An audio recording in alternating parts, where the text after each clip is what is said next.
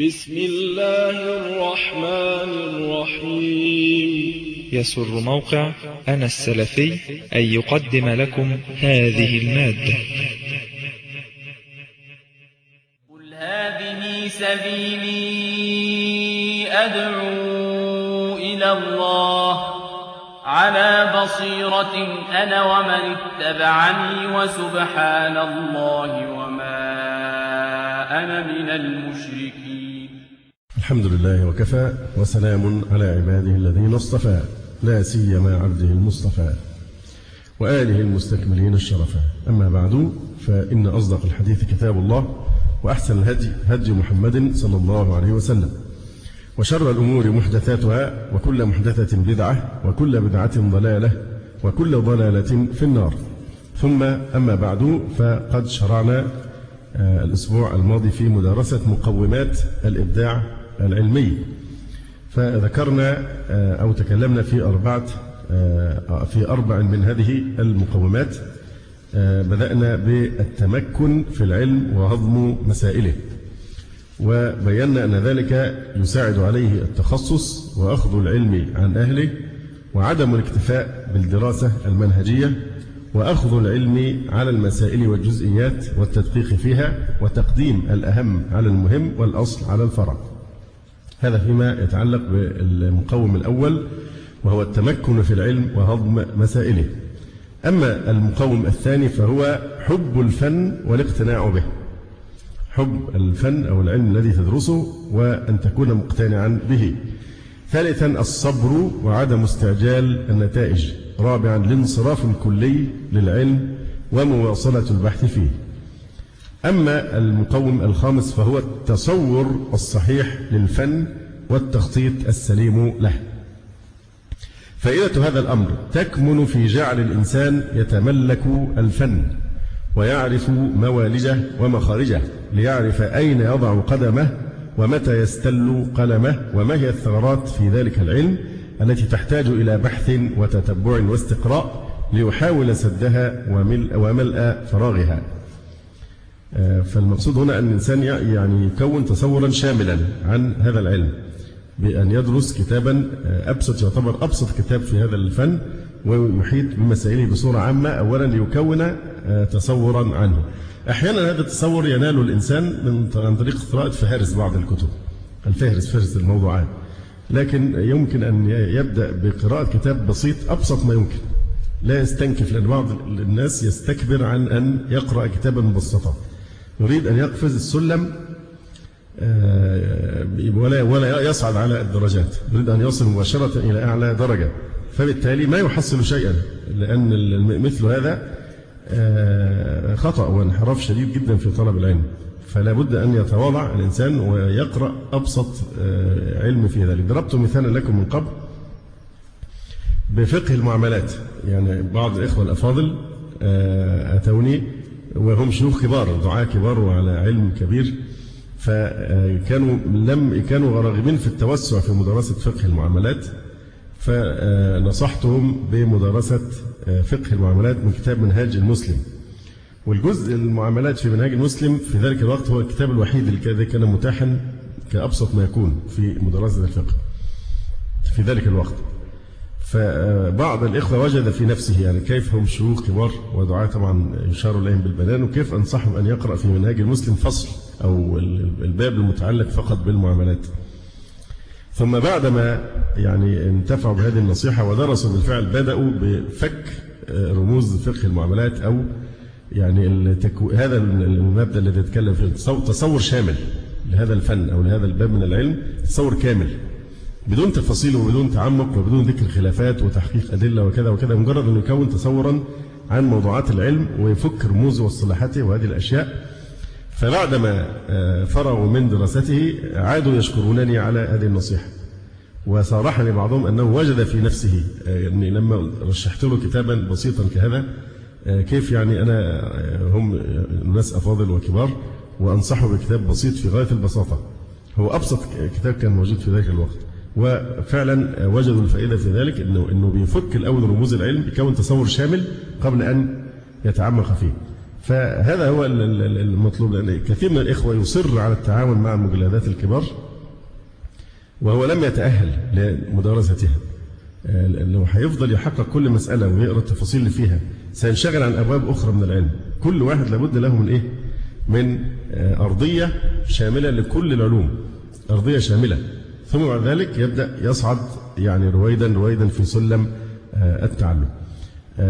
هذا النوع أو هذا المقوم من مقومات الإبداع العلمي يعين عليه الكتب الوصفية في كل فن، خاصة في هذا الزمان وجدت الآن كتب وصفية. بمعنى إيه؟ مثلا كتب تعنى يعني بإيه؟ بوصف الفن وتطوره والمراحل التي مر بها. إيه أبرز ما يقفز إلى أذهانكم حينما نتكلم عن هذه الكتب؟ أول علم إيه؟ أنا بسأل على أن الإنسان مما يعين على الإبداع وعلى تكوين تصور كامل عن العلم الذي يدرسه يعين عليه الكتب الوصفية في هذا الفن. يقول وأعني بها الكتب التي تصف الفن وتطوره والمراحل التي مر بها والمصنفات في ذلك الفن والكتب التي تعنى بدراسة الشخصيات البارزة في الفن نفسه.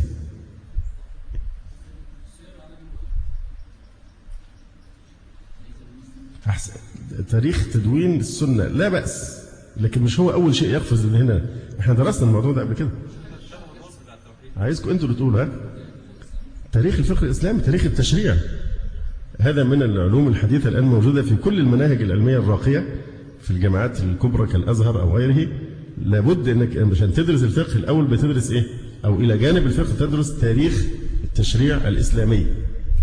طب إيه أشهر الكتب المؤلفة في تاريخ التشريع الإسلامي؟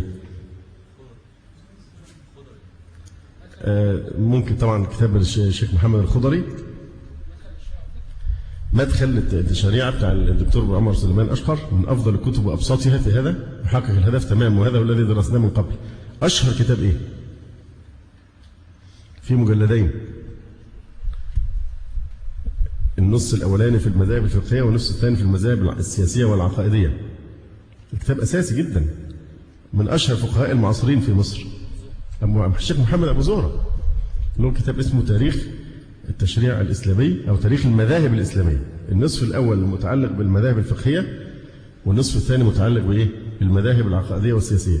طبعا لنا ملاحظات على الكتاب كما أشرنا من قبل مرارا، ولكن هذا كتاب جامع بلا شك، يعني لأنه يحقق بالضبط هذا. ده نموذج رائع جدا.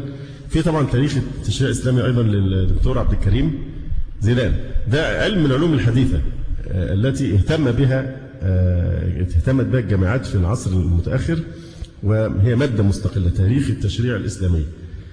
ممكن نجد كتبا تتحدث عن مذهب بعينه، المذهب الحنبلي، المذهب الشافعي، المالكي، وهكذا، تكلم عن نشأة المذهب وتطوره وأهم الكتب فيه وترجمة لكبار علمائه، فتعمل تصور شامل عن الإيه؟ عن هذا الفن. وكمان ممكن كتب تتكلم عن اصطلاحات كل علم أو اصطلاحات كل مذهب. مثلا في المذهب الشافعي لما يقول الشيخان اختاره الشيخان يبقى مين ومين؟ مثلا يعني الرافعي والنووي مثلا. فكل مذهب له، مثلا في المذهب الحنبلي لما يقول القاضي وإليه ذهب القاضي، يبقى القاضي مين؟ أبو يعلى. غير القاضي عند الشافعية تنصرف لمين؟ لا، عند المالكية القاضي عياض، عند الشافعية مثلا البيضاوي، وهكذا. يعني في مصطلحات لكل فن، فأنت بتفك رموزه الأول، تعرف جاء ازاي المذهب، تطور ازاي، ايه أشهر المراجع فيه، ايه خصائص كل كتاب، وهكذا. فهي دي اللي احنا بنكون بها تصور شامل الأول. وقلت لكم مرارا ان الجماعة اللي بيجوا يعملوا النقاشة في الحيطة بيعمل الأول ايه؟ حاجة اسمها ايه؟ بطانة سواء بقى بالجير أو بالزيت عشان ما يبقاش فيه ثقوب. دي بطانة خفيفة، وبعد كده بيدي بقى الحاجات الأهم، المعجون، وبعدين بوية الزيت مثلا أو البلاستيك أو كده. فالبطانة دي بتبقى حاجة خفيفة خالص، طبقة كده في الأول. ده اللي احنا عايزينه في طلب العلم، تكون بطانة ليس فيها ثقوب، لأن الخلفية بعض الإخوة أو معظم الإخوة عن العلوم الشرعية بتبقى عبارة عن تخطيف، بيخطف جزء من الباب ده وجزء من الباب ده، ويمل فينتقل لكتاب آخر ويخطف منه برضه. أنا بسميها بمصطلح طبي طيران البراغيث. البراغيث لا يقف في مكان كده ويثبت، لا ده بيقفز، يقعد نقطة يعني لحظات في مكان ثم يقفز لمكان آخر وهكذا. هذا لا يحصل شيء، يمر الزمان ولا يستفيد علما، وإنما الإنسان يمسك في كل علم أهم كتاب فيه وأبسط كتاب يكون صورة شاملة، ثم ينتقل لعلم آخر أيضا على نفس المستوى البسيط، حيث تبقى الأرضية ليس فيها ثقوب. يبقى مثلا قارئ في الفقه وليس عنده أي خبرة بمصطلح الحديث مثلا، أو يقرأ في التوحيد ويهمل تماما مثلا الفقه وهكذا، أو أصول الفقه. فلازم في الأول نمر على كل أنواع العلوم كتاب بسيط يشكل لنا الأرضية أو الخلفية الثقافية العامة، ثم بعد ذلك نركز ونصعد يعني درجات السلم. يقول: ويعين على هذا الأمر اللي هو التصور الصحيح للفن، ثم التخطيط السليم لدراسته. يعين عليه الكتب الوصفية في كل فن، وأعني بها الكتب التي تصف الفن وتطوره والمراحل التي مر بها، وتصف كذلك المصنفات في ذلك الفن، وكذلك الكتب التي تعنى بدراسة الشخصيات البارزة في الفن نفسه. والتصور الصحيح للفن منذ البداية ييسر للطالب عدة أمور: أولا مواصلة السير إلى النهاية بيسر وسهولة، يبدأ الهدف ويصل إلى نهايته. اتعود دائما أنك إذا اخترت كتاب أو نصحت بكتاب أنك تمسك كتاب من أوله إلى آخره، ثم بعد ذلك تنتقل لغيره.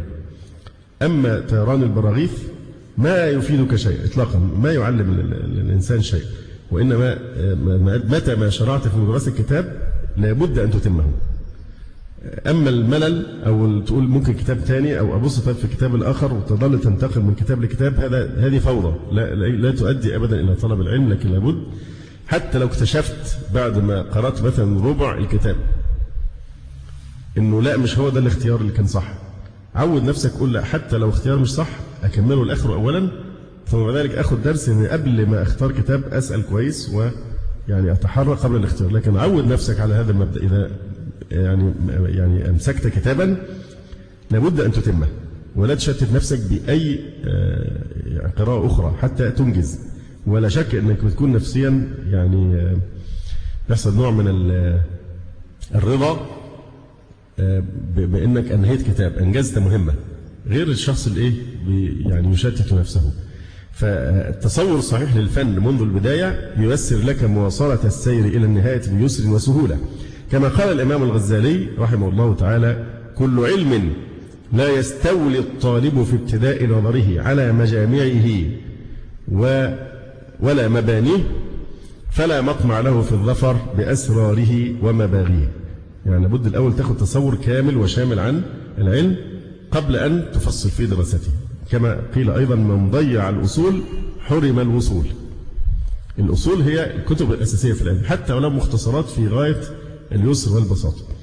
ثانيا أنه يعين الطالب على الاقتصاد في الوقت والجهد، فإن الذي يتصور الشيء جملة في بداية الأمر لماذا يبدأ وماذا يقدم لا شك أنه لن يستغرق وقتا طويلا في فهم ذلك الفن والإحاطة به، ولن يستهلك كثيرا من مواهبه وجهده في دراسته وفهمه، بخلاف ما لو أنه لم يتصور العلم تماما فإنه سيقع في المشقة والجهد والعناء الذي لا معنى له. ودي التجربة اللي احنا بناخدها حاليا في مدرسة كتاب الفقه الميسر. طبعا أنا يعني مش عايز أقول للأسف بضطر إن أنا أفصل أحيانا في بعض الأشياء، ولكن الحمد لله بننجز برضه، لأن ده نموذج من نماذج مدرسة الفقه بصورة مبسطة جدا، سواء كان من كتاب مختصر الفقه الإسلامي للتوجري أو من منهاج المسلم الجزائري أو الفقه الميسر، وهو أبسط كتاب حتى الآن موجود في مدرسة الفقه.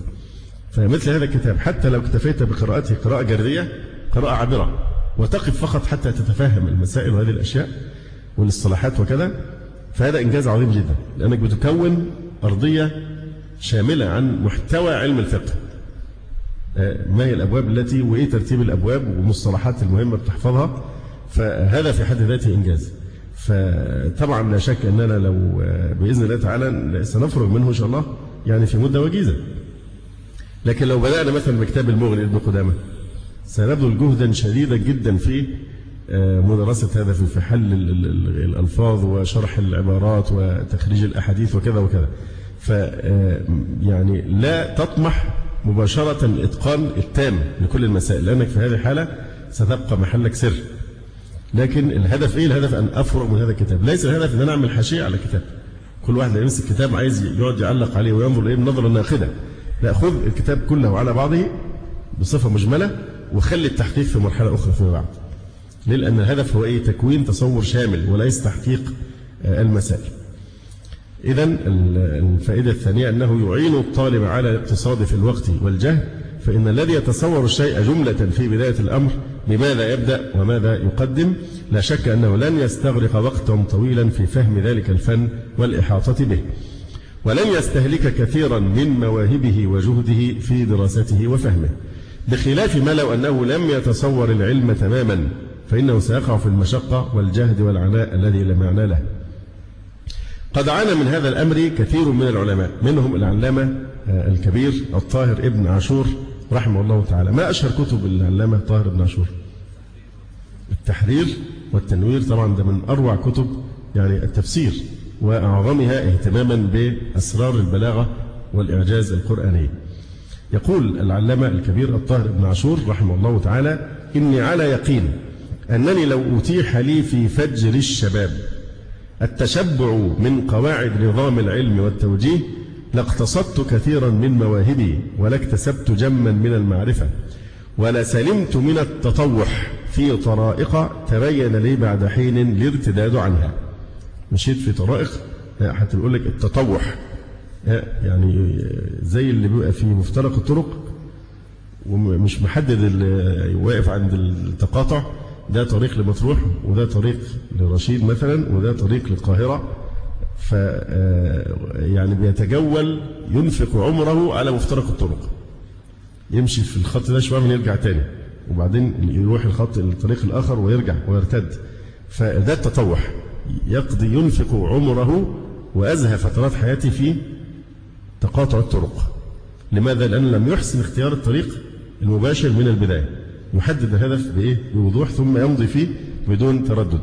لكن عدم وجود تصور كامل للعلم أو للفن فإنه إيه؟ يضيع كثيرا من الوقت. يقول: كما أزيد الأمر جلاء بالكسر، فأقول كتاب اسمه جلاء العينين، مش جلاء العين، جلاء يبقى إيه؟ جلاء الذهاب، ذهاب العينين، العمى يعني، إنما هي الإيه؟ الجلاء بالكسر. أن تجعل القرآن العظيم إيه؟ جلاء همي، جلاء مش جلاء. كما أزيد الأمر جلاء فأقول إن كثيرا من العلوم خصوصا علوم الآلة علوم سهلة قريبة محدودة، لكن كثرة المجادلات والمناقشات والقيل والقال والافتراضات هي التي نفختها ووعرتها، وأنت عند التحقيق واجد أنه لا جدوى لجمهرة من مسائلها، وأنه لا يترتب عليها كبير عمل، وما أصدق قول من قال العلم نقطة كثرها الجاهلون. فعلوم الآلة علوم سهلة في أصلها، علوم سهلة لأن مسائلها محدودة، مجال الاجتهاد فيها هي تعتمد على التحصيل فقط، مجرد التحصيل. مجال الإبداع والاجتهاد فيها ضيق جدا بخلاف علوم المخدومة، علوم الغايات. فمع ذلك تجد الكتب فيها مسائل زي مثلا علوم أصول الفقه تحشى دايما بمقدمة منطقية تنفر بعض طلبة العلم أن هو يستمر في طلب هذا العلم. وقال حدثني قال لي الشيخ دكتور محمد بكر إسماعيل الأستاذ الكبير في أصول الفقه، كنت أناقش معه هذه المسألة منذ فترة قريبة، فقال لي أي علم تجده صعبا فاعلم أنه طارئ على العلوم الإسلامية، ليس إسلاميا محضا، لكن الصعوبة والتعقيد تأتي من دخول علم الكلام أو علم المنطق أو إلى آخره. فأي علم تجد فيه صعوبة وعسر وتعقيد فهو علم أجنبي عن الإسلام. ولذلك نرى مثلا في مؤلفات الدكتور عمر الأشقر مثلا تجد فيه هذه سمة البساطة في التناول والموضوعية في نفس الوقت والدقة في الاختيارات، كما نرى ذلك واضحا جدا في كتابه الرائع سلسلة العقيدة في ضوء الكتاب والسنة. تجد العقيدة سهلة، هكذا هي العقيدة. واضح؟ تاريخ التشريع الإسلامي رأينا في نفس الشيء. فعملية البساطة هي دي التي تتوافق مع كون الإسلام دين يعني السماحة. فعلوم الآلة هي سهلة، لكن كثرة الجدل والمناقشات والقيل والقال والافتراضات هي التي نفختها ووعرتها. تجدها بقى في كتب النحو أحيانا أو أصول الفقه وغير ذلك. وأنت عند التحقيق واجد أنه لا جدوى لجمهرة من مسائلها، وأنه لا يترتب عليها كبير عمل. وما أصدق قول من قال العلم نقطة كثرها الجاهلون. تنسب هذه الكلمة إلى أمير المؤمنين علي بن أبي طالب رضي الله عنه، واعتنى بها العلماء فأفردوا مصنفات في شرحها مستقلة، منها كتاب زيادة البسطة في بيان العلم نقطة لعبد الغني النابلسي، ونثر الدر وبسطه في بيان كون العلم نقطة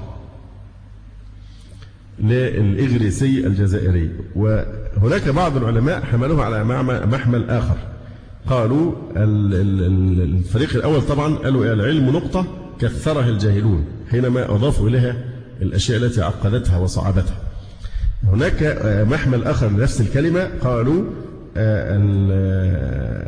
يعني العلم نقطة صار الجاهلون سببا في تكثيرها من أجل حصول التيسير، كثروا الكلام كي ييسروا ويسهلوا على الناس. الأمر الثالث أن هذا التصور الصحيح الشامل للفن يجعل الطالب في منأى عن التخبط والتخليط والدوران في حلقة مفرغة، كما وقع لجماعة من العلماء دخلوا في علوم لم يتصوروها حق التصور ولم يدركوا أهدافها وغاياتها، فوقعوا في الحيرة والتخبط ولم يصلوا فيها إلى شيء. وأقل أحوالهم أنهم ضيعوا أوقاتهم فيما لا جدوى من ورائه، كما حصل لبعض العلماء الذين دخلوا في علم الكلام المذموم، منهم الجويني والرازي وابن أبي الحديد والغزالي والشهرستاني والخسروشاهي والخونجي أو الخونجي والكرابيسي وابن واصل الحموي والشوكاني في أول أمره وغيرهم. فإذا تم لك يا طالب العلم التصور الصحيح للعلم المراد، فعليك بعد ذلك بالتخطيط السليم له من حيث الكم والوقت والصاحب على المدى البعيد. ولا تكن ابن يومك فحسب، بل كن ابن يومك وغدك. واستمع إلى ابن عباس رضي الله عنهما يحكي لك كيف كان يطلب العلم وكيف خطط للمستقبل. يعني بعض الناس تقول أنا أعيش حتى أنال هذه العلوم كلها، فهذا خطأ، وربما بعضهم عد ذلك من طول الأمل المذموم. الإنسان لابد أن دايما يكون أمله في الحياة قصيرا حتى يستعد للقاء الله تبارك وتعالى. لكن هناك معنى مهم، وهو أن طالب العلم يستثنى من كراهة طول الأمل.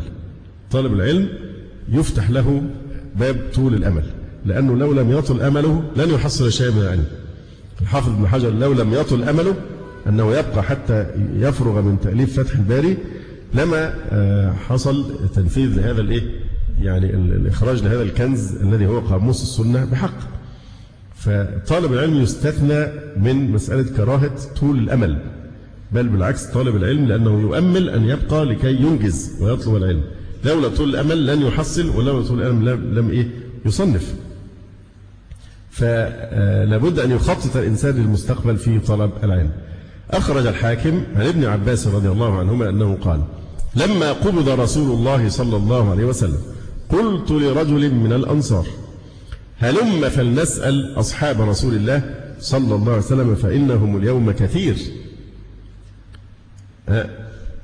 وابن عباس كان يعني صبيا صغيرا أو شابا صغيرا، فهو بدأ ببداية كويسة أنه يبحث عن رفيق في الطريق يؤنسه ويعينه ويعديه بعلو الهمة، لأن هذه الأشياء تعدي. إذا صاحبت من هو كسول وخامل فإنك تخمل مثله، مثل الذي يتثاءب في المجلس فينقل عدوى التثاؤب والكسل إلى الجالسين. وكذلك نفس الشيء إذا كان الشخص نشيطا فإنه ينعكس عليه. كان الإنسان كئيبا يعديك بالاكتئاب، إن كان مبتهجا وسعيدا يعديك بالسعادة والبهج وهكذا. فالنفوس تتفاعل مع بعضها ويؤثر بعضها في بعض. فأول شيء حرص عليه ابن عباس رضي الله عنهما في طلب العلم أن الصحبة، الرفيق الذي يعينه على سلوك هذا الطريق. فقال لهذا الرجل من الأنصار، ومن أدب ابن عباس أنه لم يسمه حتى يكتم اسمه، لأن الجهر باسمه يؤذيه ولا يفيدنا شيئا. هو قال رجل من الأنصار وكفى، ولم يعين اسمه مراعاة للستر عليه في مثل هذا. قلت لرجل من الأنصار هلم فلنسأل أصحاب رسول الله صلى الله عليه وسلم فإنهم اليوم كثير. وهذا فيه أيضا درس اغتنام الفرصة، لأن الصحابة متوافرون وموجودون، ومع الوقت ممكن أن يموت بعض منهم، ممكن يتغير مع كبر العقل، ممكن أن يرحل إلى بلد أخرى يعصر التلقي العلم منه. فهو بيغتنم هنا يعني الفرصة قبل أن تفوته. فإنهم اليوم كثير. فقال وعجبا لك يا ابن عباس، أترى الناس يفتقرون إليك وفي الناس من أصحاب رسول الله صلى الله عليه وسلم من فيهم؟ عايز تتعلم ليه؟ وعجبا لك يا ابن عباس، أترى الناس يفتقرون إليك؟ أنت عايز تحصل العلم من الصحابة عشان أنت تعلم الناس؟ أترى الناس يفتقرون إليك والصحابة متوافرون وهم كثر والناس تتلقى منهم كبار الصحابة وعلمائهم الكبار. فقال وعجبا لك يا ابن عباس، أترى الناس يفتقرون إليك وفي الناس من أصحاب رسول الله صلى الله عليه وسلم من فيهم؟ قال فتركت ذاك. لم يبالي. إذن كان ابن عباس أعلى همة وعنده بصيرة بالهدف الذي يسعى إليه، فبالتالي لم يلتفت إلى تثبيط من ثبطه، لم يلتفت إلى تحقير من حقره، لأنه بيهبط بهمته ويخذله ويثبطه، فهو لم يلتفت إليه. فقال فتركت ذاك وأقبلت أسأل أصحاب رسول الله صلى الله عليه وسلم، يتلقى العلم من الصحابة رضي الله عنهم. وإن كان يبلغني الحديث عن الرجل فآتي بابه وهو قائل، يعني ينام في فترة القيلولة قبل صلاة الظهر، فآتي بابه وهو قائل فأتوسد ردائي على بابه تسفي الريح علي من التراب، فيخرج فيراني فيقول يا ابن عم رسول الله صلى الله عليه وسلم ما جاء بك؟ هل أرسلت إلي فآتيك؟ فأقول لا، أنا أحق أن آتيك. قال فأسأله عن الحديث. فعاش هذا الرجل الأنصاري حتى رآني وقد اجتمع الناس حولي يسألونني، فيقول هذا الفتى كان أعقل مني، هذا الفتى كان أعقل مني. أي نعم. أما إذا لم تستطع التخطيط لنفسك فاستعن بمن سبقك ومن هو أعلم منك، خصوصا من كان من أهل ذلك العلم المراد، فقد كانوا يسألون عن ذلك ويتطلبونه، كما جاء عن يحيى بن مجاهد الفزاري عندما قال هذا أوان طلبي للعلم إذ قوي فهمي واستحكمت إرادتي.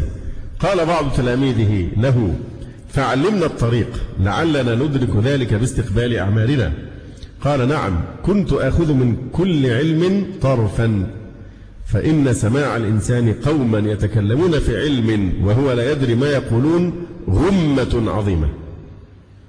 بيفك يعني مصطلحات ومعلومات كل علم بكون فكرة شاملة عنه، لأنه لو جلس في قوم يتداولون ويتناقشون في هذا العلم وهم من أهله يصيب الاكتئاب لما أو الغمة العظيمة بسبب إيه؟ أنه جالس بينهم مثل الكرسي أو مثل أي جماد لا يعقل شيئا مما يتكلمون منه. فبالتالي الحل هو أنه كل علم يأخذ منه يعني خلاصته.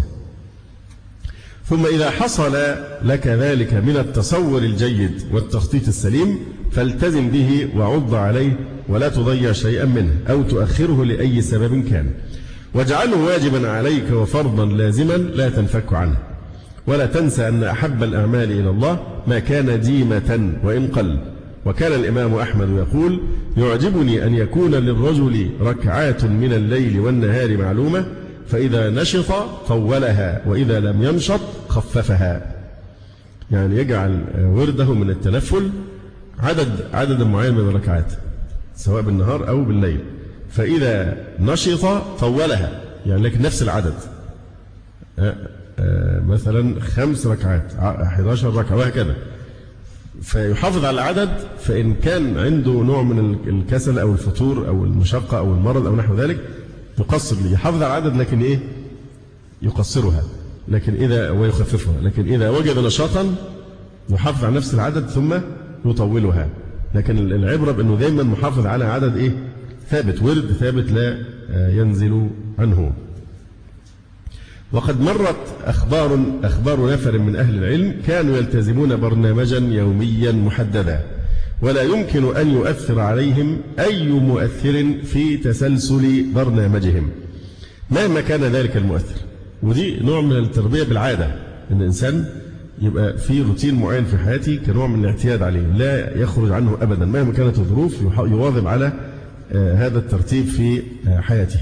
يقول منهم يحيى بن قاسم القيسي الفقيه العالم العابد، كان يغدو إلى المسجد لصلاة الصبح فيصلي فيه، ثم يقعد في مصلاه إلى الضحى فيصليها، وينصرف إلى داره فيقيل إلى الظهر فيصليها، ويصلي العصر، ويجلس في المسجد إلى المغرب فيصليها، ويصلي إلى العتمة.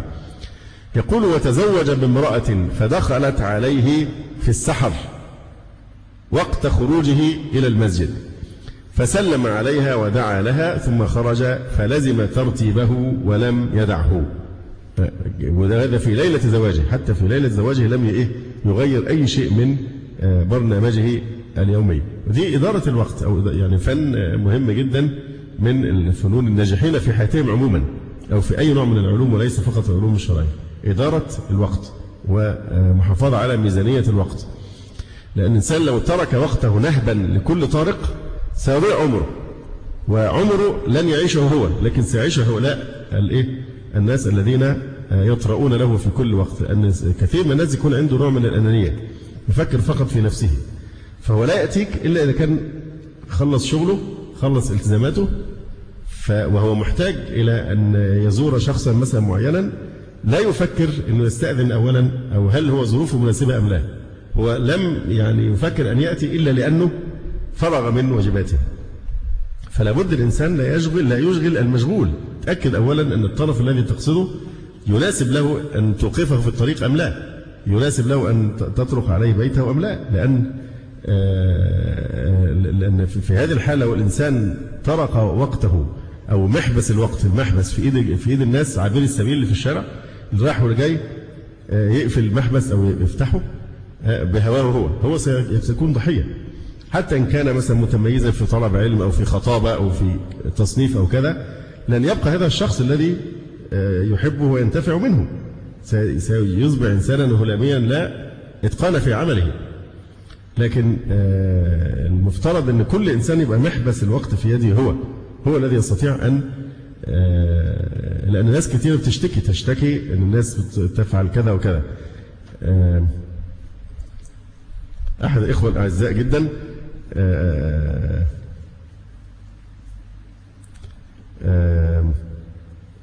أمس، نعم الخميس، أقصد أول أمس يوم الخميس، كنا في مؤتمر طبي في الإسكندرية هنا، فقام وعرض يعني مشكلة عنده، إنه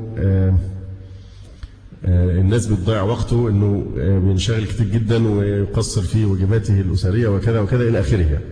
فأحد الأساتذة الكبار من القاهرة كان موجود، فرد عليه قال له طبعا بعض الناس قالت ده فعلا ده تفاني في العمل وإخلاص في العمل وكذا، لكن من التعليقات الجميلة جدا إن أحد الأساتذة الكبار رد عليه وقال بص، انظر للتصرف بتاعك من زاوية تانية. أنت بتتكلم على أنك أنت ضحية الناس الفوضويين الذين لا يحترمون النظام ويفعلون كذا وكذا.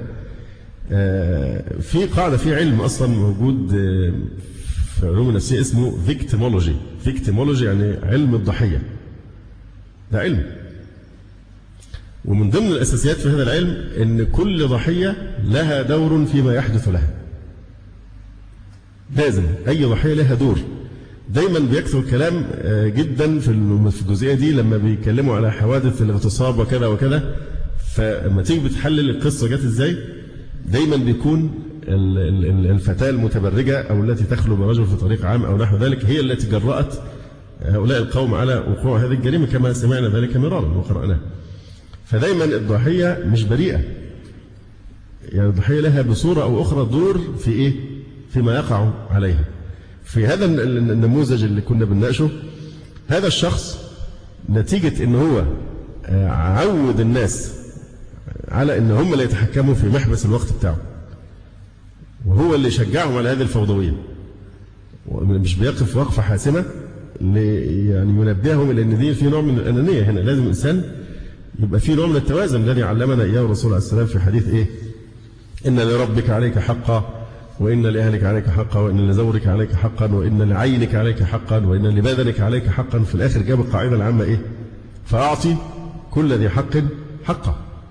فهنا تأتي عملية الموازنة بين الواجبات، أن يحسن الإنسان التوازن في حياته حتى لا يختل نظام حياته. مش واحد يجتهد هو حتى القرآن الكريم نفسه في الحديث إيه؟ في الحديث الذي فيه توقير يعني حامل القرآن إيه؟ غير الغالي فيه والجافي عنه. هو فيه غلو في القرآن الكريم؟ أيوة فيه غلو في القرآن. قراءة القرآن ممكن أحيانا تكون صورة من صور الغلو. كيف؟ إن واحد يظل يقرأ القرآن مثلا من بعد صلاة الظهر لحد ما تغرب الشمس ولا يصلي العصر مثلا.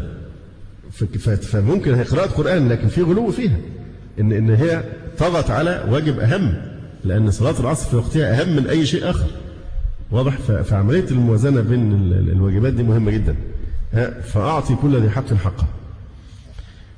الشاهد من الكلام إن الإنسان لما بيتكلم بمعنى إن هو ضحية، لا مش هنقول عليه ضحية ومسكين والناس تضيعه. لا، الضحية لها دور دايما في اللي بيحصل لها. الشخص اللي أصدقائه بيضيعوا له وقته ولا يتمكن من مذاكرة ولا من أداء شغله أو واجباته، هو له دور فيما يقع له. هو مش فقط ضحية للآخرين، هو له دور في تشجيعهم أنه يتعاملوا معاه بالطريقة دي، لأن أنت بتعرف توجه الناس إزاي، كيف يتعاملون معك. حتى الناس اللي ممكن هتزعل في الأول، مع الوقت أنت هتعلمهم كيف يتعاملون معك بطريقة تحترم نظامك. واضح؟ فبس دي فائدة من الفوائد كانت جميلة جدا. يعني إن الإنسان اللي بيحب يشتكي دايما هو ضحية أن أقربائه يفعلون معه كذا، أن أصدقائه يضيعون وقته، وهو يهلك نفسه في فعل كذا وكذا مما يحسس خلل في جانب آخر من حياته. بيتكلم بيستمتع بدور الضحية. في ناس تستمتع بدور الضحية. لا، الضحية دايما في الغالب لما تيجي تتتبع أي جناية لازم يكون الضحية ساهم بصورة أو أخرى فيما وقع له. فنفس الشيء لما نتكلم عن موضوع الوقت، الإنسان بيتكلم عن أنه ضحية، هذا ضعف في الحقيقة، لأنه استحياءه من مواجهة هذه المشكلة عجز، وليس هذا هو الحياء المشروع المستحب. لماذا؟ لأن الحياء الذي يحبه الله علامته أنه لا يأتي إلا بخير. أما الحياء الذي يؤدي إلى التفريط في الحقوق فهذا عجز وليس حياء، ليس هو الحياء الذي امتدحه الشرع الشريف. وناقشنا هذا قبل بالتفصيل في مدرسة فقه الحياء. شرحنا هذا بالتفصيل، فرق بين الحياء وبين العجز، فرق بين الحياء وبين الخجل. الخجل عرض مرضي من أعراض مرض مشهور أو اللي هو الرهاب الاجتماعي. فده عرض مرضي، مش حاجة كويسة الإنسان يبقى خجول، لكن حاجة كويسة إنه يكون إيه؟ حييا. وطبعا مش هنخرج عن الموضوع ونفصل كلام الآن في مثل هذا، لكن نعود لما ذكرناه، إن عملية إن كل واحد لابد أن يكون له برنامج يومي محدد في غاية الدقة لكافة أنشطته، ينبني على الموازنة. فأعطي كل ذي حق حقه. يقول قريب من ذلك قصة أديسون، فإنهم بحثوا عنه في يوم زواجه فوجدوه منهمكا على تجاربه في المعمل وغيرهم كثير. بمعنى أن جه وقت العمل حتى في يوم زواجه، وقت العمل فراح إيه؟ واظب على نظامه لم يغيره. تذكر قصة بعض الناس تتصور أن اللي يتزوج ده بياخد أجازة من العبادة بقى، وييجوا يلاقوا في كتب الفقه كلام على أنه يقيم مع الزوجة البكر 7 أيام إلى آخره، فياخد أجازة من صلاة الجماعة ومن دروس العلم وكذا وكذا، كأنه خلاص أصبح كل حاجة بتتلغي في حياته. حتى إن بعض الإخوة لما تزوج واختفى فسأل عنه أحد الشيوخ، الشيخ بيسأل عليه هو فين؟ قال أحد المختصين باللغة العربية قال مستتر جوازا، مستتر جوازا. فهذا كلام غير صحيح، لأن لما بيتكلموا على المبيت عند الزوجة أو الإقامة معها 7 أيام دي مقصود بها إيه؟ المبيت بالليل، مش إنه يفضل يعني إيه عاكف على زوجته ويترك صلاة الجماعة ودروس العلم وكذا، لا، هذا مفهوم من المفاهيم الإيه الفاسدة يعني التي يسيء الناس تصورها. يقول لكن مع الأسف فإن الالتزام بالبرنامج أصبح من يطبقه اليوم ويحافظ عليه هم علماء الغرب. للأسف الأكثر المضاعف مش علماء الغرب بس، الغرب طبعا تفوق علينا جدا في هذا المجال، لأن حتى عوام الغربيين يعني هم يحترمون مسألة الوقت احتراما شديدا جدا وبطريقة صارمة تماما. واضح؟ لا أريد أن أفيد لأن ما أحب أذكرهم بخير، لكن عموما الواقع أن هم منظمين جدا، عملية احترام الوقت واحترام المواعيد وهذه الأشياء هي من عناصر تفوقهم على المسلمين للأسف الشديد في مثل هذا الزمان، مع أنهم اقتبسوها أساسا من المسلمين. يقول أما معظم المسلمين اليوم فجهودهم في الغالب مبعثرة وحياتهم غير منظمة، ولقد صدق من قال درجنا على فوضى أضاعت جهودنا وغالوا بترتيب الجهود وأقدموا، وقد يرجع الحق المشوش خائبا وينتصر البطلان وهو منظم. دايما الباطل على باطل، لكن بيحترم السنن في عملية النظام والانضباط، فيغلب الباطل لأنه منظم، يغلب أهل الحق لأنهم فوضويون. ثم يذكر المقوم السادس من مقومات الإبداع، وهو بقاء المبدع في جو علمي كامل، بحيث يكون المحيط الذي يعيش فيه محيطا علميا، يعني يخالط الناس الذين لهم نفس الاهتمام ونفس الدرجة من الاهتمام بالعلم، فإن هذا أرجى للإبداع والتفوق. وإن لم يكن كذلك فليحاول جهده أن يطوع الواقع من حوله ليكون كذلك. ولذا نجد أن الدول الكبرى تحرص على أن تنشئ مدنا جامعية متكاملة فيها المساكن والخدمات المعيشية ووسائل الترفيه، حتى يبقى الأستاذ والطالب طيلة الأسبوع داخل هذه الدائرة العلمية. ولقد كان العلماء قديما يحرصون ويتطلبون مثل هذه الأماكن المهيئة للعلم حتى لو شطت ونأت وتباعدت، وما الرحلة في طلب العلم والحديث إلا خير شاهد على هذا. بل ربما ترك أحدهم مسقط رأسه ومحلة قومه ورحل إلى بلد يبقى فيه حتى يموت، كما حصل لجماعة من العلماء منهم معمر بن راشد البصري، فإنه من الطارئين على اليمن، لكنه طاب له المقام فيها فبقي فيها حتى توفي. لأن هنا بينتقل إلى بيئة علمية، ينتقل من المكان الذي هو فيه إلى بيئة يشيع فيها العلم، لأن بيوجد نوع من الغيرة المحمودة طبعا والتنافس بين طلبة العلم، يجد الأساتذة الذين يشجعونه ويرعونه إلى آخره. ومثله أبو الفضل المراغي حيث رحل لطلب العلم في بغداد، وكانت بغداد في ذلك الوقت قاعدة الخلافة وحاضرة الدنيا، فمكث يطلب العلم فيها 5 سنين، ثم رحل دابته ووضع عليها متاعه وخرج إلى الحلبة يريد طريق خراسان ليرجع إلى بلده. وتقدمه الكري بالدبة، الكري الذي يؤجرك دبته، وأقامه على فامي يبتاع طعامه. الفامي هو بائع الطعام اللي هي من الفوم، يعني الفامي بائع الطعام من بقول وخبز ونحوها، مغير عن فومي، أصلها فومي. وأقامه على فامي يبتاع طعامه، فبينما هو يحاول ذلك معه إذ سمعه يقول لفامي آخر أي فل، يعني يا فلان، أما سمعت العالم يقول إن ابن عباس يجوز الاستثناء ولو بعد سنة؟ لقد اشتغل بالي بذلك منه منذ سمعته يقول، وظللت فيه مفكرا، ولو كان ذلك صحيحا لما قال الله تعالى لأيوب وخذ بيدك ضغثا فاضرب به ولا تحنث. وما الذي يمنعه من أن يكون له حينئذ قل إن شاء الله؟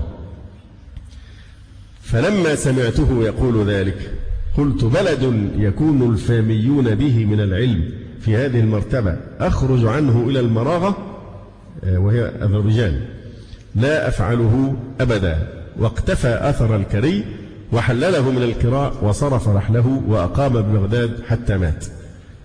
اختيار البيئة العلمية. فهنا نرى هذا العالم الجليل أبو الفضل المراغي رحل ليطلب العلم في بغداد. طبعا بغداد كما قلنا هي كانت عاصمة الدنيا في ذلك الوقت، فمكث يطلب العلم فيها 5 سنين، ثم رحل دابته ووضع عليها متاعه وخرج إلى الحلبة يريد طريق خراسان ليرجع إلى بلده، يريد أن يرجع إلى بلده. وتقدمه الكري بالدبة وأقامه على فامي يبتاع طعامه. تقدمه الكري بعد ما اتفق مع الرجل وأعطاه أجرة الكراء يعني السيجارة الدبة، وذهب هو وأقامه على فامي يبتاع طعامه. فهو واقف بقى بمستني دوره أو عبال ما بيحضر له الطعام يعني، فلقى الراجل الفامي ده البياع السندوتشات ده بيكلم فامي آخر. فيعني الشاهد من الكلام إيه ده؟ إذا كان ده مستوى البائع الذي يقف ليبيع الطعام، ده مستوى في العلم، يبقى فما بالك بعلماء هذه البلدة كيف يكون؟ عز عليه أن يفارق بغداد وقال لا أن أبقى هنا، ودي اللي نبهته للإقامة وعدم الرحمة. فسمع الفامي يتكلم مع فامي آخر، يعني بيعد الطعام وفي نفس الوقت يتكلم، العقل كله منشغل بالعلم. فبيقول له أي فل يعني يا فلان، أي فل أما سمعت العالم يقول، يعني زي ما تقول بيقول له في الدرس كده، أنا سمعتش الشيخ بيقول في الدرس إن ابن عباس يجوز الاستثناء ولو بعد سنة. يعني ممكن واحد يقول والله لأفعلن كذا، طبعا هو لو قال إن شاء الله استثنى وفعل هذا الشيء هل عليه كفارة؟ لا، لأنه قال إن شاء الله، فإذا علقه على المشيئة لا يقع اليمين، لا ينعقد الحلف هنا إذا يعني أتى بهذا الفعل. فهناك مذهب محكي عن ابن عباس إنه إذا قال يعني والله لا آكل كذا مثلا ومرت سنة وفي خلال سنة تذكر هذا اليمين فقال إن شاء الله، يعني له مدة سنة ممكن يزود الاستثناء، فبالتالي إذا فعل هذا الشيء لا يحنث. واضح ولا غير واضح؟ أما سمعت العالم يقول إن ابن عباس يجوز الاستثناء ولو بعد سنة. فيعني انظر أيضا العقلية الفاحصة، ما قالش إن العالم قال وإن ابن عباس نفسه رضي الله عنهما ذهب لهذا المذهب، لا، ده في عقلية ناقدة، وهو ده الإبداع بقى. عقلية ناقدة بيفحص الكلام مش بيسلم تسليم الأعمى. فيقول إيه؟ لقد اشتغل بالي بذلك منه منذ سمعته. مش قادر يعني إيه أمرر هذه الكلمة بسهولة، مش قادر أقتنع بها إن الاستثناء ممكن يكون لمدة سنة بعد ما يحلف مثلا على شيء. يقول لقد اشتغل بالي بذلك منذ سمعته منه وظللت فيه مفكرا. ولو كان ذلك صحيحا لما قال الله تعالى لأيوب وخذ بيدك ضغثا فاضرب به ولا تحنث. وما الذي يمنعه من أن يقول له حينئذ قل إن شاء الله؟ يعني تعرفون قصة أيوب عليه السلام لما حلف لئن عافاه الله ليضربن امرأته 100 ضربة، فأفتاه الله سبحانه وتعالى بعدما شفاه أن يتحلى من هذا اليمين كيف؟ خذ بيدك ضغثا، يعني زي نوع من القش أو شيء يجمع 100 واحدة ويضربها بها ضربة واحدة حتى يخرج من هذا اليمين ويتحلى. فلو كان هل ده أسهل إنه يجمع 100 يعني عصا صغيرة أو قش أو شيء من هذا ويضرب بها ضربة واحدة يبقى كده حل اليمين؟ هل هذا أسهل ولا إنه يقول ساعتها إن شاء الله؟ يعني يزود بعد في خلال سنة أن يقول لو إن شاء الله لو شفاني الله لأضربنها 100 ضربة مثلا، واضح، أو جلدة. فهنا بيقول هذا الفومي لقد اشتغل بالي بذلك منه منذ سمعته منه وظللت فيه مفكرا. ولو كان ذلك صحيحا لما قال الله تعالى لأيوب وخذ بيدك ضغثا فاضرب به ولا تحنث، وما الذي يمنعه من أن يقوله حينئذ؟ قل إن شاء الله. فلما سمعته يقول ذلك، ده أبو الفضل المراغي، قلت بلد يكون الفاميون به من العلم في هذه المرتبة أخرج عنه إلى المراغة؟ لا أفعله أبدا. يعني كيف أترك مثل هذه البلد اللي هي الوسط العلمي، وسط علمي؟ فإذا كان ده مستوى الرجل الذي يبيع الطعام، فكيف بالعلماء الذي طبعا هو تربى على العلماء، لكنه هذا أرجعه ثانية إلى بغداد، واقتفى أثر الكري وحلله من الكراء وصرف رحله وأقام ببغداد حتى مات رحمه الله.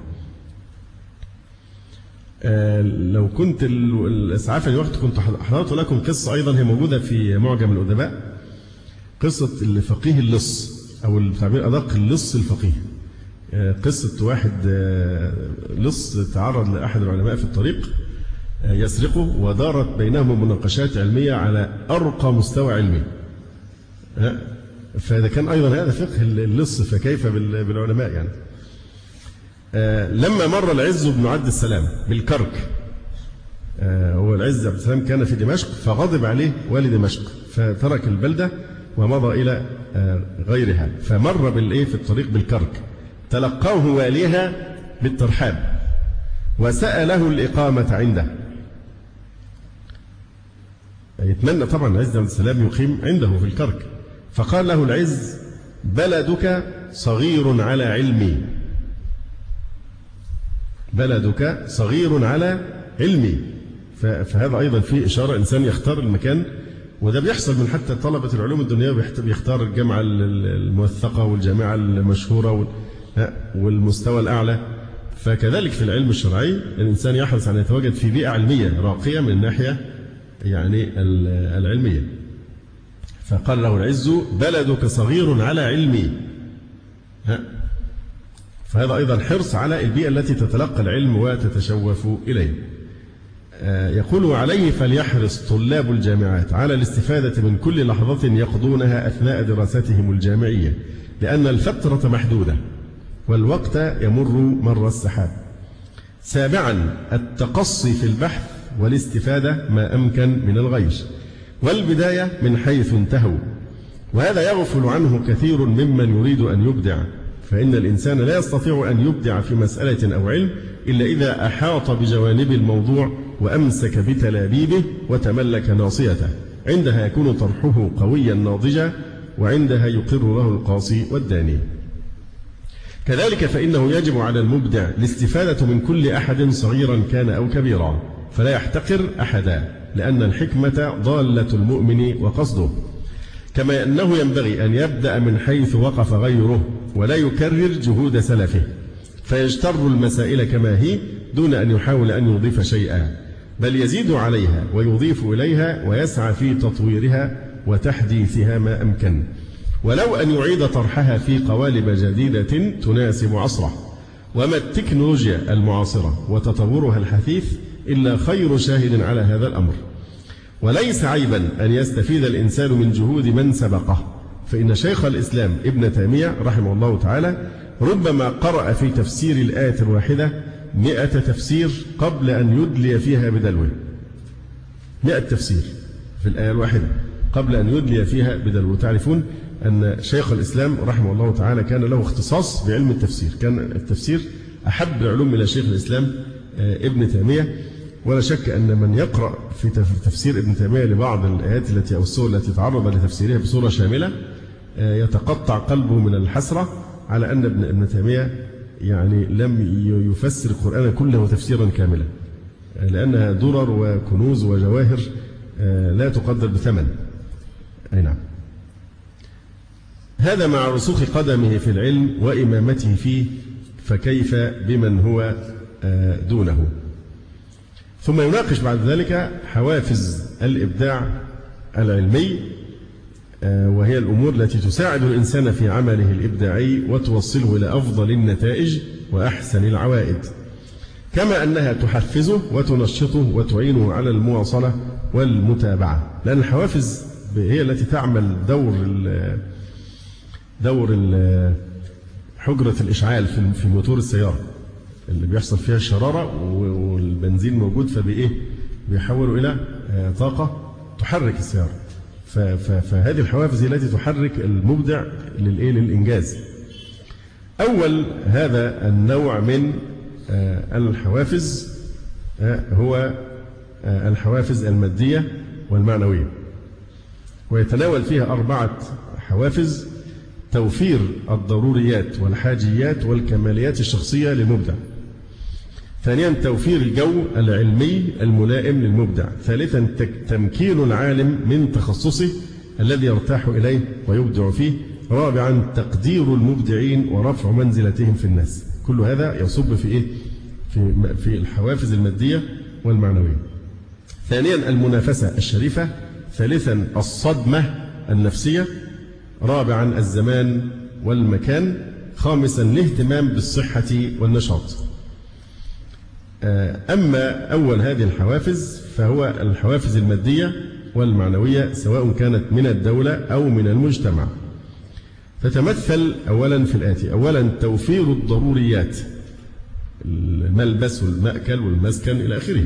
توفير الضروريات والحاجيات والكماليات الشخصية للمبدع من مال وسكن وأمن وخدمات وغيرها. بنرى للأسف الشديد والشديد جدا هذا الأمر نجده في الدول الأجنبية، حينما يحصل عندنا نزيف للعقول المبدعة. الناس العباقرة والمتفوقين لما بيخرجوا إلى هذه البلاد يجدون ترحيبا شديدا جدا. يعني احنا نلاحظ في السفارات الأجنبية بالذات السفارة الأمريكية وغيرها، لما الناس بتحاول تروح تأخذ تأشيرة للدخول إلى جنة المسيح الدجال كيف يعانون، وتكون مشقة شديدة جدا أنه يحصل على التأشيرة لدخول مثل هذه البلاد. لكن إذا كان متقدم شخصية متميزة في أي ناحية علمية، هم اللي بيجروا وراه، بيسهلوا له جدا يروح هناك، يلتقطونه في الجامعات ويغرونه بكل أنواع المغريات. أولها طبعا توفير الإيه؟ أمثال هذه الحوافز، السكن والمستوى معيشي عالي جدا والكماليات والحاجيات والعلاج وكل شيء، ويسهلوا كل شيء، لأنه يعني أمريكا قائمة على يعني أو في جزء كبير من قوتها على العقول المهاجرة. ونحن بلاد المسلمين من أكثر البلاد التي إيه تطرد المواهب، تطردها لأنه لا يجد من يقدره أو يحفزه أو يقوم به. هنا بيقعد يجاهد بقى علشان يجيب فلوس ويقدر يعيش ويقوم بواجبات. فطبعا غالبا الإبداع بيخنق في الغالب. عندنا إبداع في مجال الفن والكذا وكذا، بس ده الإبداع. لكن الإبداع الحقيقي اللي هو محض له عنوان الكتاب هنا، قال الإبداع الإيه؟ العلمي. لأن الإبداع الآن صارت كلمة تنصرف الأذهان لأنواع لا علاقة لها بالإبداع، لأنه ممكن يكون غالبا إبداع في جانب الإيه؟ الفساد. أي نعم.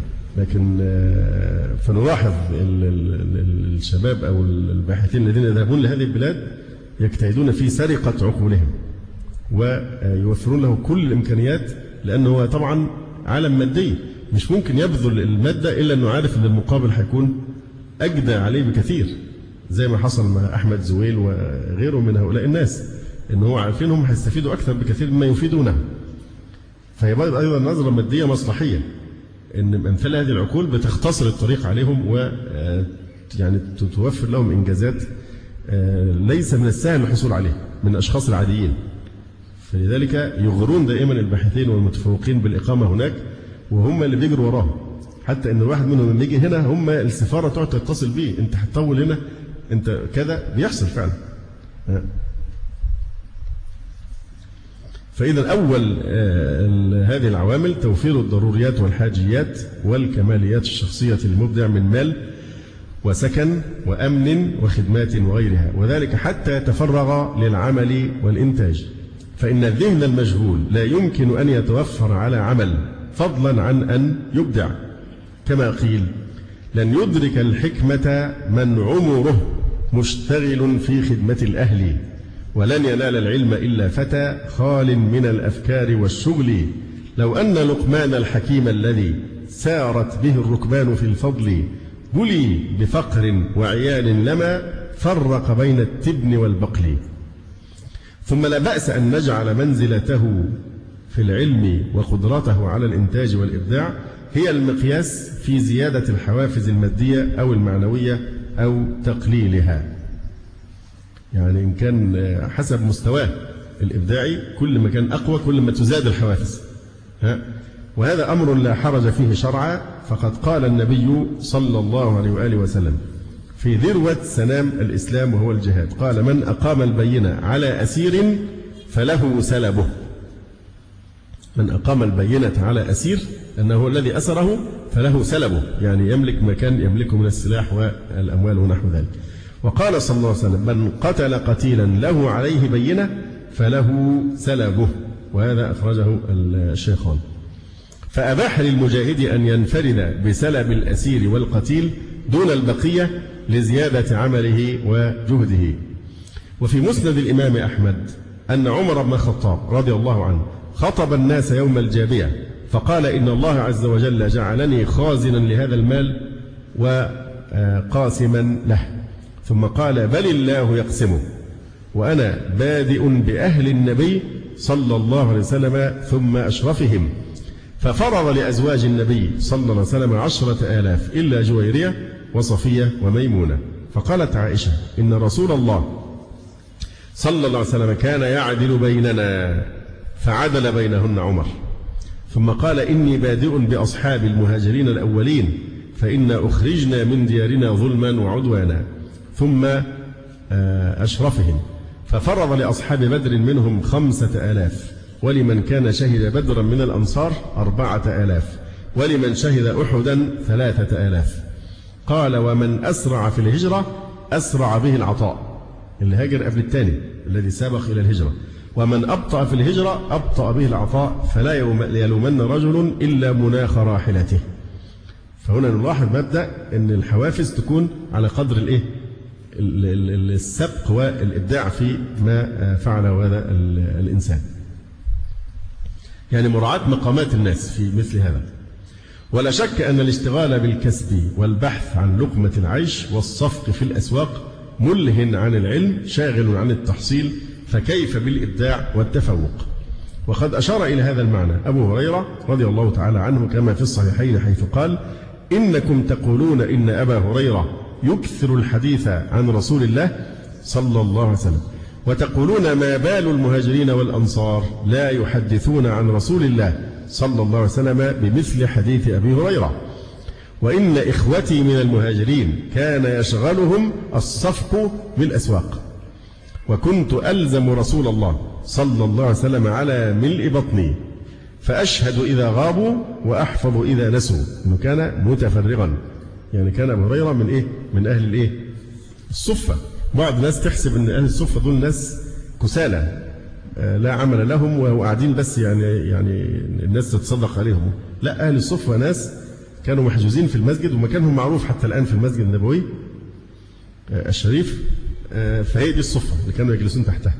لماذا؟ دول جنود، يعني جنود للإسلام تحت تحت أمر رسول الله صلى الله عليه وسلم. يأمر في أي وقت موجود جيش احتياطي، سواء طلب أناس للجهاد فيروح لأهل الصفة يخرجهم للجهاد، طلب واحد يروح يعلم بلد معينة الفقه أو يحفظهم القرآن الكريم، فهم عبارة عن جنود للإسلام تفرغوا ليكونوا تحت أمر رسول الله صلى الله عليه وسلم في أي وقت. فلذلك لم يشتغلوا بالإيه؟ في الكسب، وكانوا من الفقراء. فلذلك كان الرسول صلى الله عليه وسلم يحرض على النفقة والصدقة يعني عليهم. فهم كانوا ناسا أعفة، مش إن هم كانوا ناس يعني منقطعين عن الكسب ونحو ذلك، لا، لأنهم مجندون تحت أمر الرسول صلى الله عليه وسلم في أي وقت، فلا بد من وجود مثل هذه الهيئة. فأبو هريرة كان من أهل الصفة، تفرغ لحفظ سنة رسول الله صلى الله عليه وسلم، بخلاف المهاجرين كانوا ينشغلون أحيانا بإيه؟ أحيانا يتواجدون في دروس العلم، وأحيانا يخرجون إلى الأسواق لكسب يعني الرزق. يقول: وكنت ألزم رسول الله صلى الله عليه وسلم على ملء بطني، يعني مجرد الطعام الذي إيه؟ يكسر حدة الجوع، هذا هو المعنى. فأشهد إذا غابوا وأحفظ إذا نسوا. وكان يشغل إخوتي من الأنصار عمل أموالهم، وكنت امرأ مسكينا من مساكين الصفة أعي حين ينسون، إلى آخر الحديث. بين عمر رضي الله تعالى عنه السبب الذي جعله لا يعرف سنة الاستئذان، كما في قصته مع أبي موسى الأشعري رضي الله عنه. بأنه ألهاه الصفق في الأسواق، إن غابت عنه هذه السنة بسبب أنه كان يشتغل بالإيه؟ بكسب المعاش. إذن فالاشتغال بالمال والكسب وضروريات العيش شاغل عن العلم والتحصيل، فينبغي ضمان هذا الأمر للعالم المبدع كيما يتوفر على عمله دون عوائق أو صوارف. ولقد كان هذا ديدن السلف أيضا. فهذا عبد الله بن المبارك.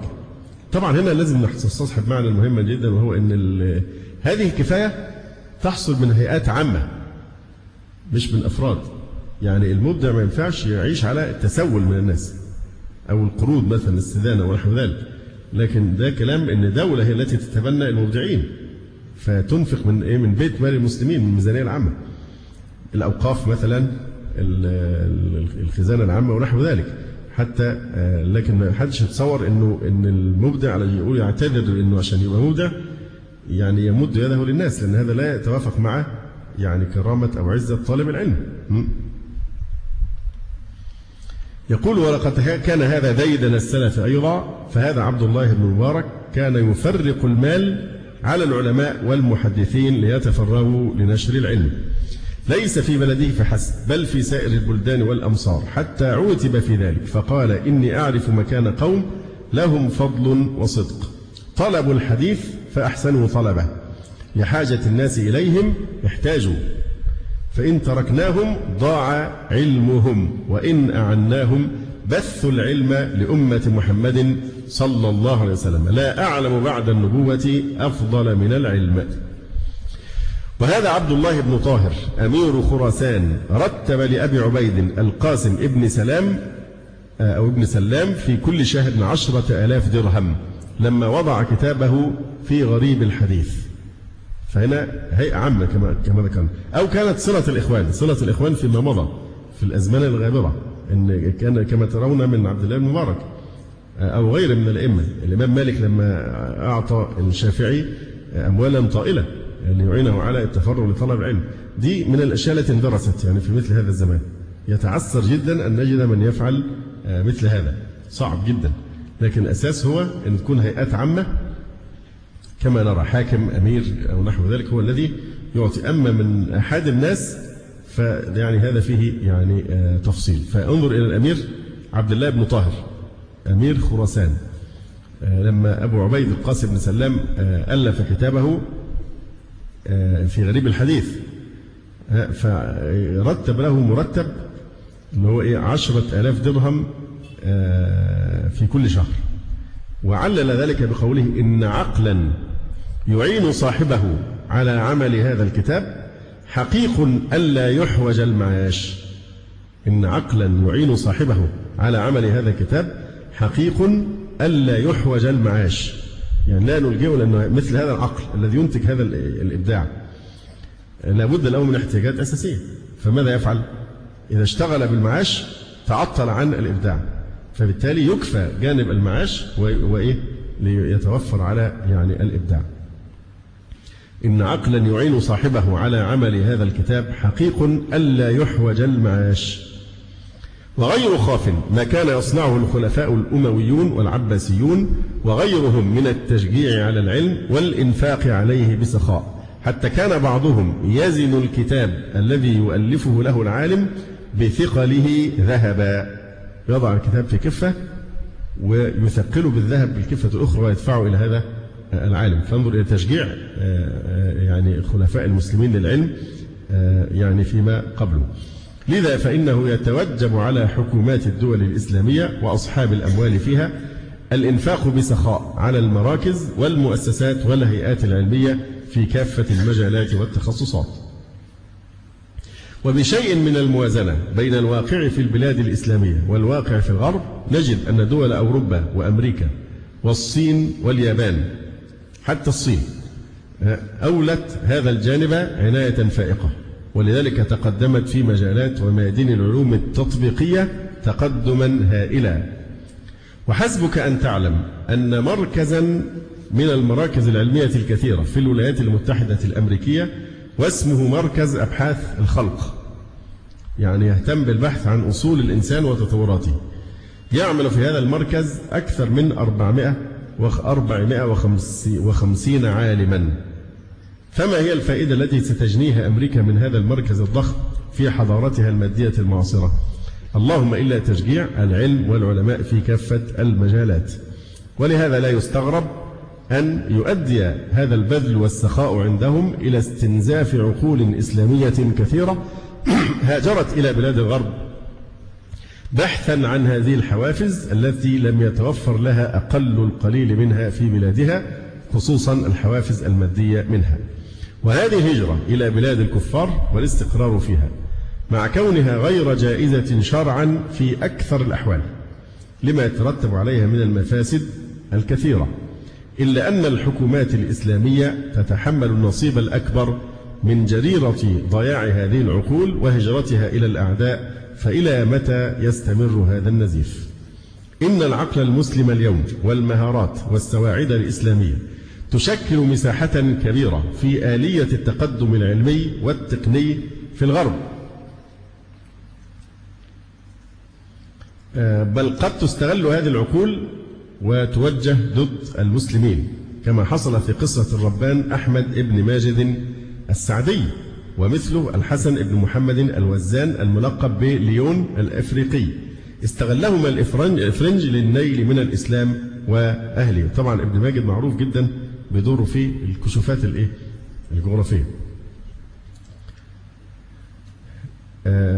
يقول إن مجموعة الأدمغة المهاجرة من العالم الإسلامي لسبب أو لآخر لو أتيحت لها الظروف والشروط والمؤسسات المناسبة لاستطاعت أن تقتصر مسافة التخلف وتردم فجوته، بل وتستطيع أن تقدم شيئا آخر لا يزال مفقودا على مستوى الحضارة البشرية.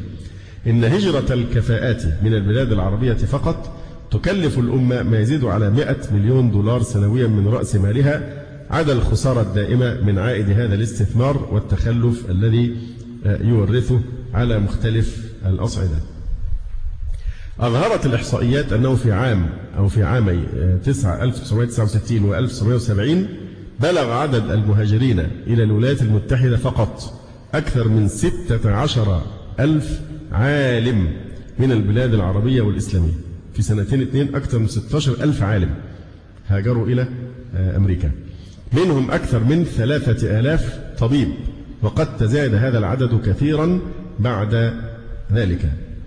وطبقا لآخر دراسة أجرتها أكاديمية البحث العلمي والتكنولوجيا في مصر، فقد هاجر من مصر أكثر من 2 عالم، 2 مليون عالم، منهم من بينهم 620 عالما في علوم نادرة، على رأسهم 94 عالما متميزا في الهندسة النووية، و26 في الفيزياء الذرية، و72 في استخدامات الليزر، و93 في الإلكترونيات والمايكرو بروسيسور، و48 في كيمياء البوليمرات إلى آخره.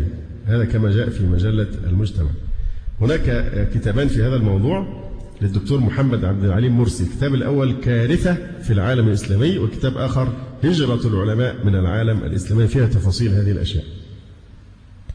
إن هناك خللا كبيرا في برامج التعليم لدى المسلمين، وخللا أكبر في استثمار تلك الأعداد الهائلة من المتعلمين، لا سيما ذوي الكفاءات منهم، فيما يعود بالنفع والفائدة على بلدانهم الإسلامية. وما زالت تلك البرامج العقيمة في بعض البلاد كما وضعت قبل عشرات السنين، لم يطرأ عليها تغيير ذو بال.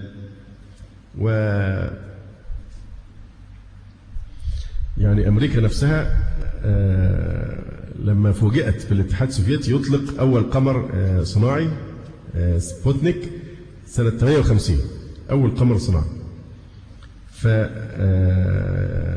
فثارت ثائرة أمريكا وبادرت. يعني أول شيء عملوا طوروا العلوم، يعني رد الفعل إذا هذا السبق الذي سبقهم إليه الروس، طوروا يعني المناهج العلمية. فسنت أمريكا قانونا جديدا يقضي بتحسين تدريس العلوم والرياضيات واللغات الحية في المدارس الابتدائية والثانوية، ورصدت لذلك مئات الملايين من الدولارات. يقول أحد المهتمين بالنظام التعليمي في البلاد العربية، يقول إن نظامنا التعليمي الحالي لا يعد الطالب إلا لأحد أمرين: تولي وظيفة كتابية صغيرة أو إكمال دراسته الجامعية. تولي وظيفة كتابية صغيرة دي اللي هي سياسة مين؟ القسيس دانلوب، إخراج الكتبة، إخراج الكتبة، مجرد كتبة يعني.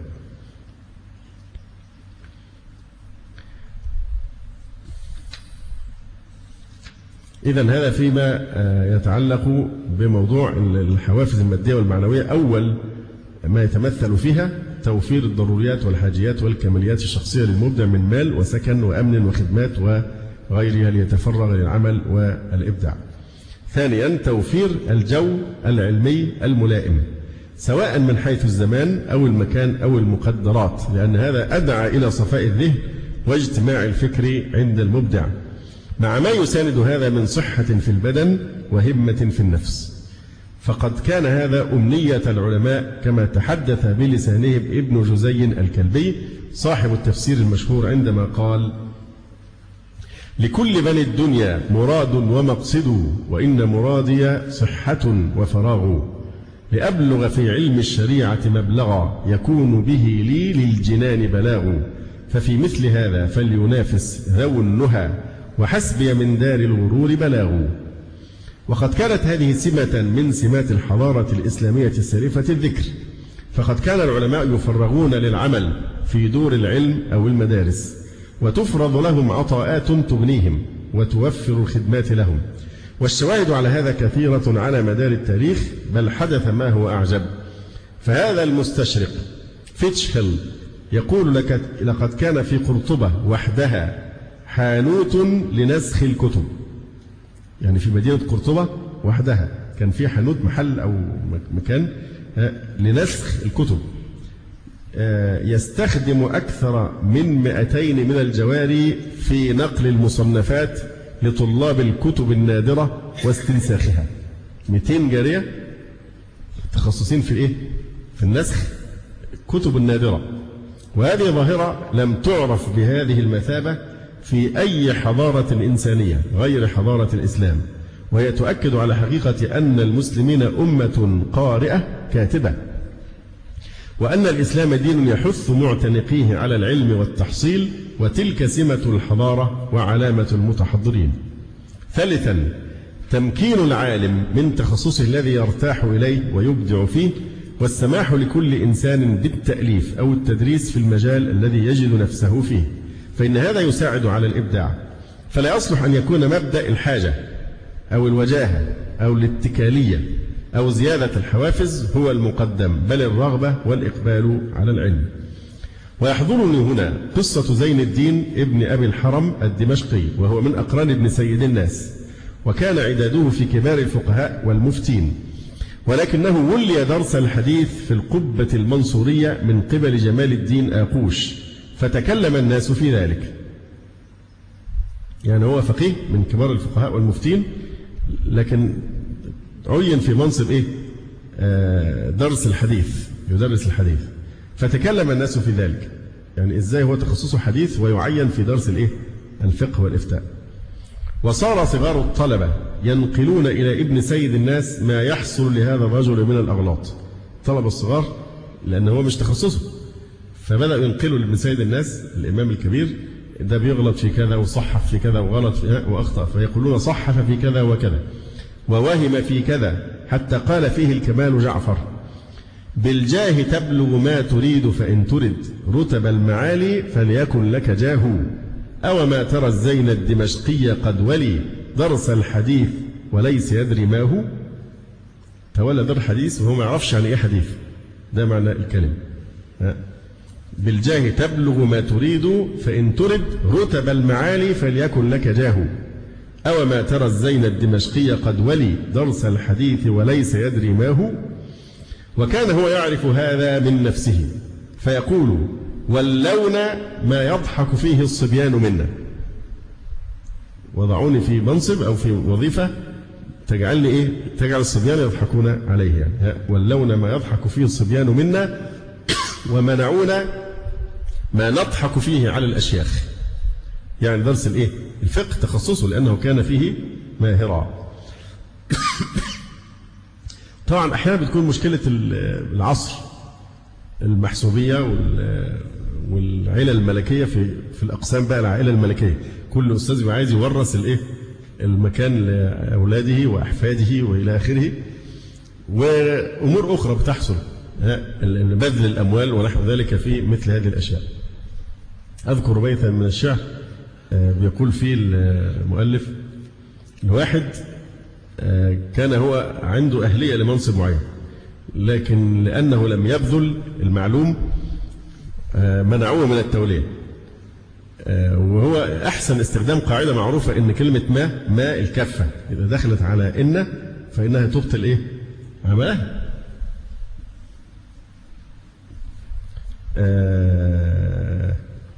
مثلا إنما المؤمنون إخوة،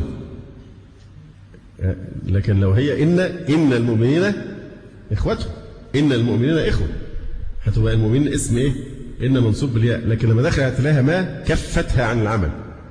فبيقول في الشعر؟ يقول: عزلوك لما قلت ما أعطي وولوا من بذل، أو ما علمت بأن ما حرف يكف عن العمل. رابعا تقدير المبدعين ورفع منزلتهم في الناس.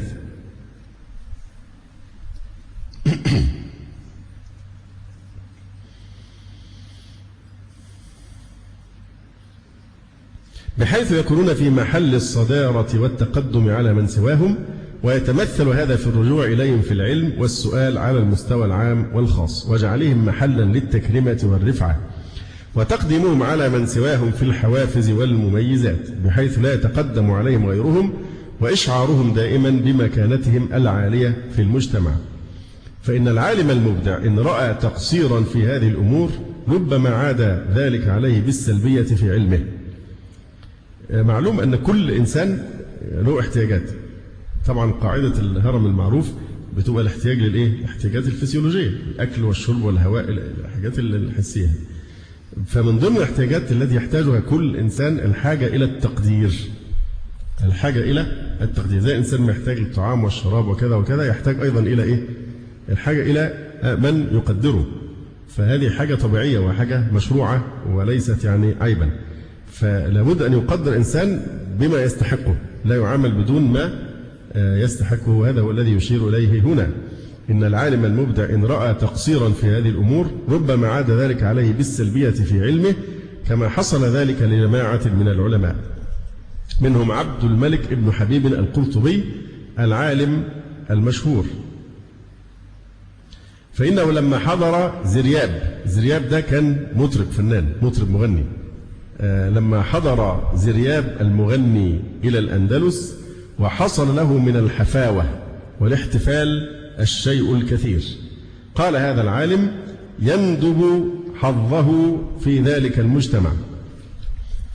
صلاح أمري والذي أبتغي سهل على الرحمن في قدرته، 1000 من الحمر وأقلل بها لعالم أوفى على بغيته، زرياب قد يأخذها دفعة وصنعتي أشرف من صنعته. دي إشارة إلى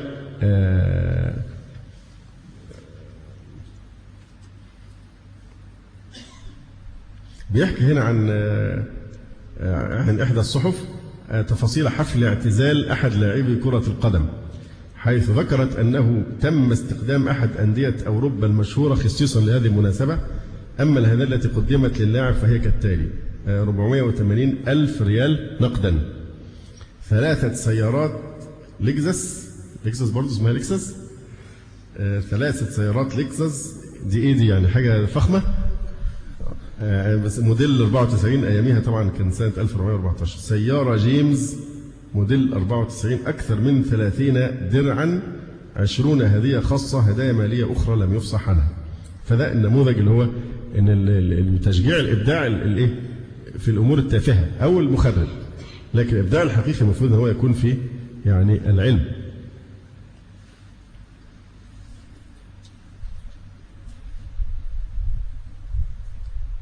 كذا الحال بالنسبة لعبد القاهر الجرجاني، فقد قال عنه القفطي: وأشعاره كثيرة في ذم الزمان وأهله، وكان هذا الأمر هو السبب في تقصيره إذا صنف، إذ لم يجد راحة ممن جمع لهم وألف.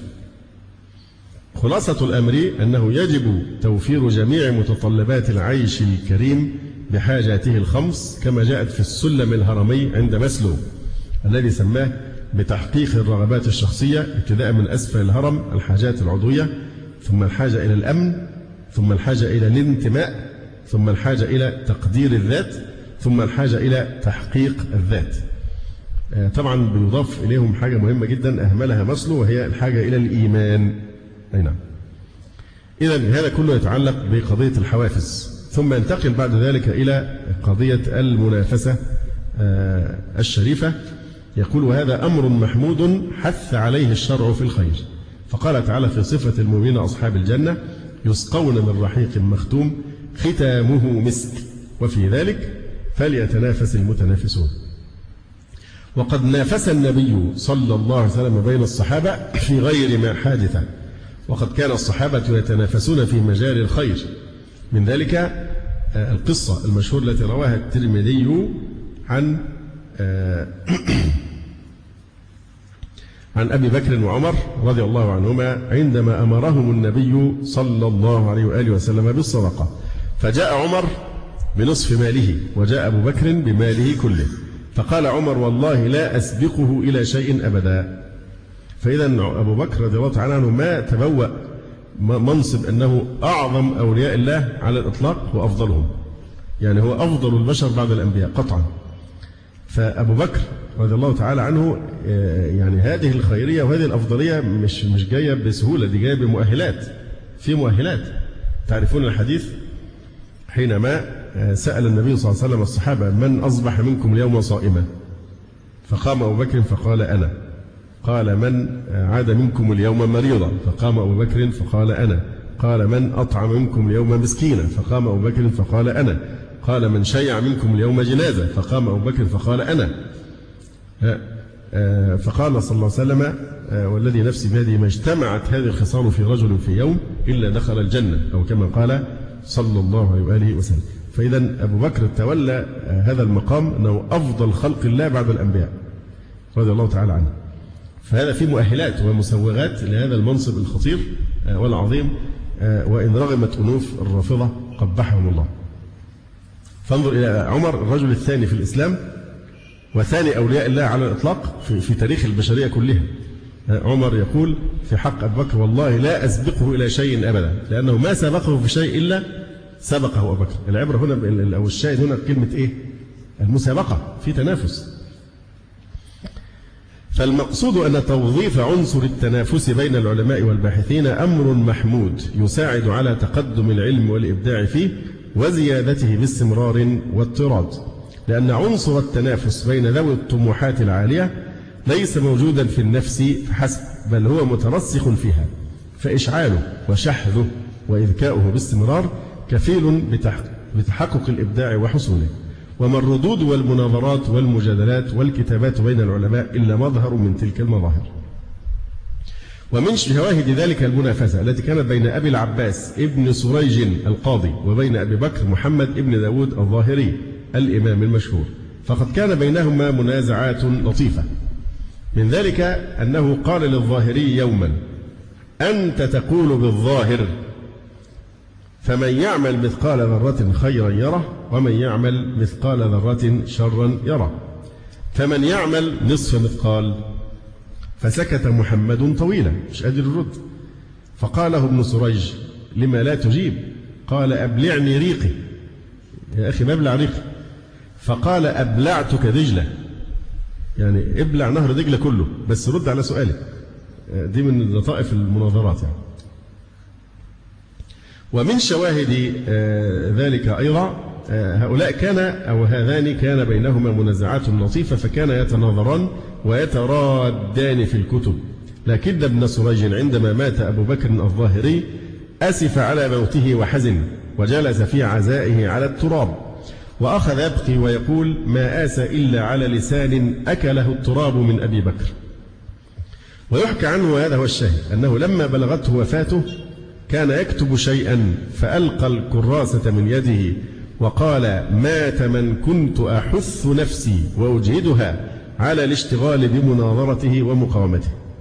فوجود المنافسة هو كان الدافع له على التأليف والتصنيف. فلما بلغته وفاته رمى الكراسة من يده وقال: مات من كنت أحث نفسي وأجهدها على الاشتغال بمناظرته ومقاومته. ثالثا الصدمة النفسية، وهو أمر يحصل للإنسان ربما في موقف عابر أو مجلس حافل، فيوقظ إحساسه ويهز شعوره هزا عنيفا، فيكون سببا وسندا لإبداعه وتألقه وتفوقه. فإن النفس الإنسانية فيها طاقات هائلة ربما بقيت خامدة هامدة حتى يأتي ما يثيرها ويخرجها، وهو ما يسمى بالصدمة النفسية الشعورية، وهو سلاح ذو حدين، ربما أدى بالإنسان إلى الهلاك، وربما كان دافعا له إلى الإبداع والتألق إذا كان متحليا بالشجاعة. وقد مر شيء من ذلك في الأسس والمرتكزات.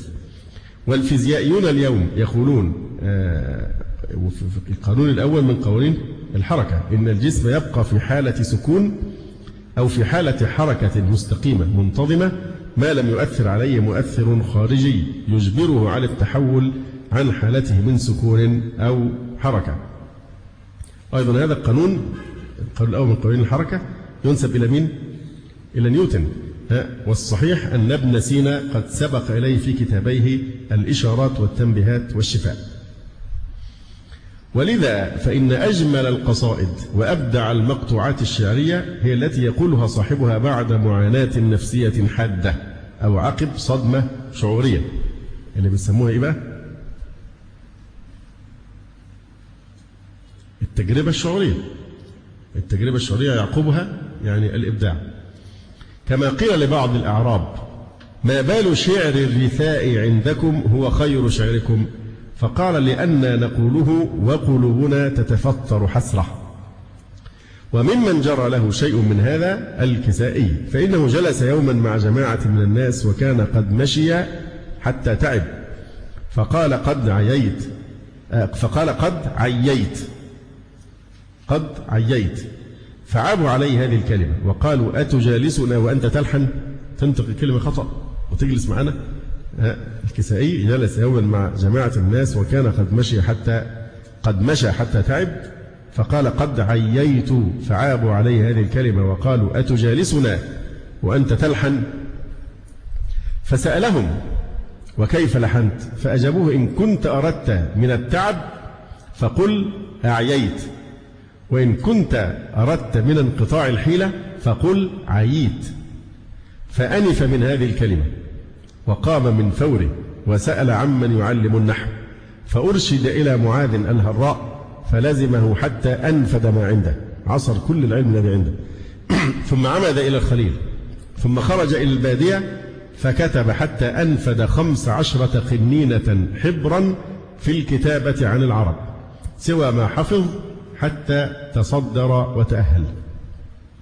وكذلك سيبويه، فإنه قد لحن في مجلس حماد بن سلمة فغضب من هذا وأنف وقام من مجلسه وقال: لا جرم، لأطلبن علما لا تلحني فيه أبدا. فلازم الخليل حتى نبغ في النحو كما هو معروف. رابعا الزمان والمكان، وهما عنصران مساعدان وليس أساسيين. نكتفي بهذا القدر. أقول قولي هذا واستغفر الله لي ولكم. سبحانك اللهم ربنا وبحمدك، أشهد أن لا إله إلا أنت، أستغفرك وأتوب إليك.